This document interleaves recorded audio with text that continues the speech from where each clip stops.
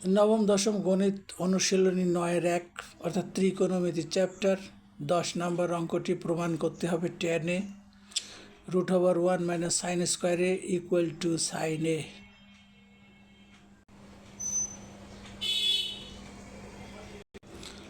আমরা জানি tan a সমান sin a/cos a।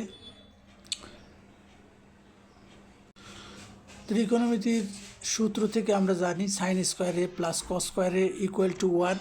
এটাকে পক্ষান্তর করলে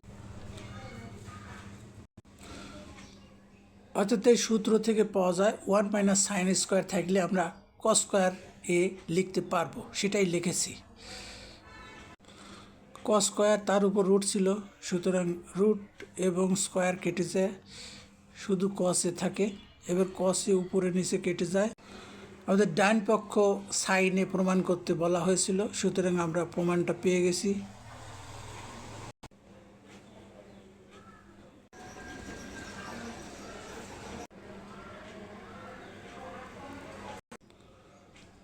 এবার 11 নম্বর অঙ্কটি sec a plus tan a divided cosec a plus cot a = cosec a minus cot a divided sec a minus tan a।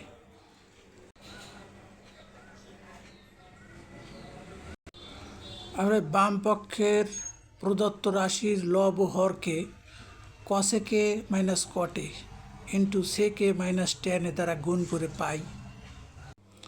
অর্থাৎ এখানে আমরা উপরে এবং নিচে cosec a minus cot a into sec a minus tan a দ্বারা গুণ করেছি। এইবার a plus B into a minus B এর সূত্র ব্যবহার করতে হবে। আমরা দেখতে পাচ্ছি sec a plus tan a into sec a minus tan a, অর্থাৎ এটা a plus B into a minus B এর সূত্র a square minus B square, অর্থাৎ sec square minus tan square. নিচেও আমরা cosec a plus cot a into cosec a minus cot a, এই সূত্রটা a plus B into a minus বির সূত্র নিচেও ব্যবহার করা হতো, অর্থাৎ cosec a square a minus cot square a।